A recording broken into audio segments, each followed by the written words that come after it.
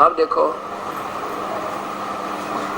किसी भी वस्तु बिना प्रकाश नहीं हो सकता, ना आज तक हुआ ना हुआ है, ये सब व्याकरण की बात है। हाँ,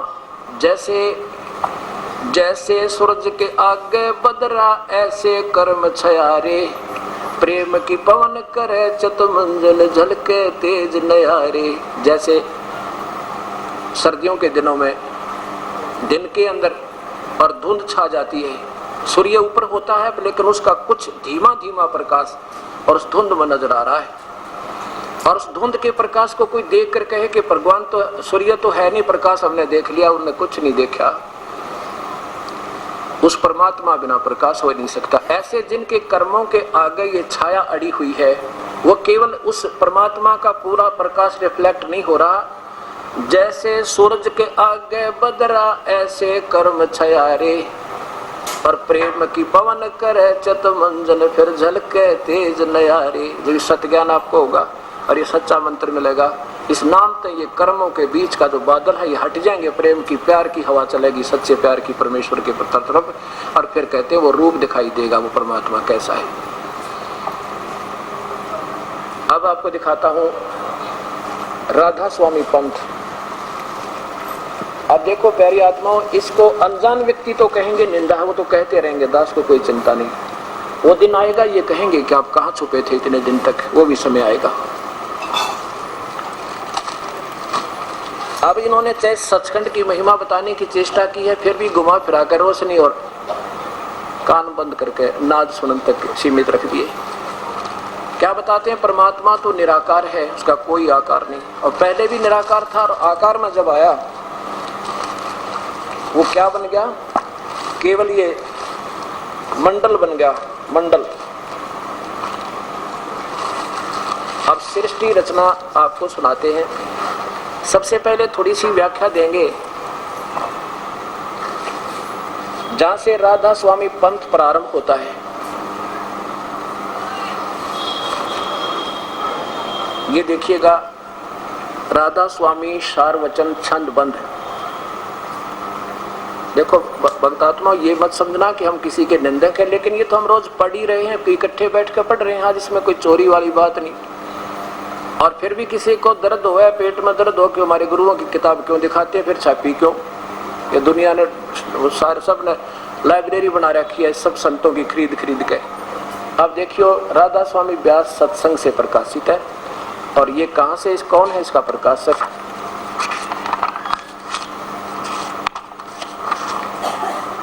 प्रकाशक हैं एस.एल. सौंदी, सेक्रेटरी राधा स्वामी सत्संग व्यास, डेरा बाबा जयमल सिंह, जिला अमृतसर। इसमें क्या वर्णन दिया है कि मैं ये राधा स्वामी पंथ को, ये सबसे पहले महापुरुष किसको मानते हैं? श्री आदरणीय शिवदयाल जी को।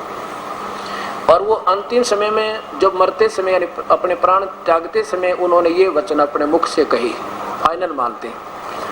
आगे देखिए, इसमें 5वें नंबर में क्या व्याख्या किया है कि फिर स्वामी जी महाराज ने राय शालिग्राम और कुल साधुओं और सत्संगियों और सत्संगियों की तरफ मुतवज्जो होकर ये फरमाया कि जैसे तुम मुझे समझते हो वैसे अब राधा जी को समझना। राधा जी और छोटी माता जी को बराबर जानना। राधा जी कौन थी? ये आदरणीय श्री शिवदयाल जी की धर्म पत्नी का नाम था। जैसे उनका नाम नारायणी देवी था, श्रीमती नारायणी देवी उर्फ राधा जी, जैसे दो नाम रख लेते हैं ना प्यार में। अब नीचे देखो, उसका प्रमाण दिया इन्होंने। असली नाम माता जी का माता नारायणी देवी जी था, लेकिन चूंकि सेठ प्रताप जी जो इनके छोटे भाई थे, इन्होंने साहेब ने जी ने वचन लिखे हैं, उनको राधा जी के नाम से पुकारते थे, इस वास्ते यहाँ राधा जी दर्ज है। अब जैसे उमापति, जैसे उमा स्वामी, उमा स्वामी जब कहेंगे किसकी तरफ संकेत जाओगा? भगवान शिव की तरफ। ऐसे राधा स्वामी अगर कहीं लिखा है तो हमारा इनका दृष्टिकोण होना चाहिए शिवदयाल जी, बस। ये पंथ नहीं था राधा स्वामी, ये तो आप पे बताते महापुरुष, देखना। अब इन्हीं के, ये तो 5 नंबर वचन है, और 14 नंबर वचन देखिए, या देखो। फिर सेठ प्रताप सिंह की तरफ मुतवज्जो होकर के फरमाया, मेरा मत तो सतनाम और अनामिका है। सतनाम याद रखना, ये सतनाम सतलोक को कहते हैं, फूटे भाग मारे। सतनाम तो एक जाप करने का होता है, या क्या कहते हैं, सतनाम और अनामिका था। और राधा स्वामी मत शालिग्राम का चलाया हुआ, मेरा नहीं है। जो मुखिया वो तो कहता मेरा नहीं है इस पंथ, ये तो सालग्राम न चला। बताओ किसी ने तो आम बीज रखा हो और दूसरा किकर बीज ले बबूल, तो क्या एक जैसा हो गया वो? तो फिर कहते हैं इसको भी चलने देना, सत्संग जारी रहे और सत्संग आगे से बढ़कर होगा। अब देखो ये क्यों कहा इन्होंने इसको चलने देना, आपको उदाहरण बताता हूँ। वैसे ये वहीं से पंथ डिस्कनेक्टेड है, उस मूल मालिक से भी संबंधित नहीं है इसका, क्योंकि वो कहता मेरा तो पंथ ही नहीं है। अब जैसे एक बार गुरु नानक देव जी अपने 2 शिष्यों के साथ जा रहे थे, एक गांव में उनको पत्थर मारे और भोजन भी नहीं दिया, तो क्या कहा महापुरुष ने कि वसते रहो वसते रहो, चले गए। आगे किसी गांव में पहुंचे तो सबने आदर सत्कार किया, चरणों में गिर गए, हाथ जोड़कर रोका, मोहन भोजन खवाए, सारी रात उनके नंबर वाइज पंखा करते रहे, गर्मियों के दिन थे। और चलती दफा क्या आशीर्वाद देते हैं कि रब करे तुसी उजड़ जाइयो। अब वो दोनों शिष्य आगे चल के पूछने लगे, गुरुदेव एक शंका ही हमारे मन में, आपकी आज्ञा हो तो पूछें। आप पूछो बेटा। पता था उन्हें क्या शंका ही होगी कि जिन्होंने हमारे को पत्थर मारा आपको, उनको अपना आशीर्वाद दिया वसते रहियो, और जिन्होंने हमारे को इतना प्यार दिया सब कुछ, उसको क्या उजड़ जाइयो बेटा।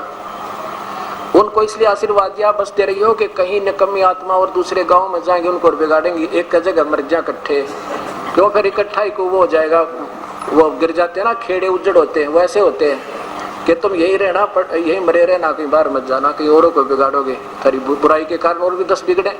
और उनको उस आशीर्वाद ये दिया कि ऐसी पुण्यात्मा जब देश देश में अलग अलग बसेंगी, ना जाने कितना का उद्धार करावेंगी, अपने जैसा आचरण बना देंगे, उनको सद्भावना सिखाएंगी, इसलिए बेटा आशीर्वाद दिया कि उजड़ जाइए। तो यहाँ इस संत ने इसलिए कहा ये मानना तीन है नहीं, मेरे अंतिम समय आ गया। और इसने न्यारा राधा स्वामी कोई नाम ही नहीं, ना कोई भगवान का नाम, ना कितना स्थान, कोई शास्त्र प्रमाण नहीं।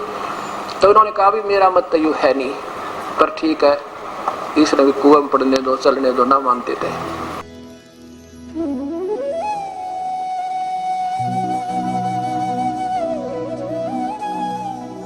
अगर आप ये वीडियो YouTube पर देख रहे हैं तो हमारे चैनल को सब्सक्राइब करें और बेल आइकन को दबाना ना भूलें। अगर आप Facebook पर ये वीडियो देख रहे हैं तो हमारे पेज को लाइक करें।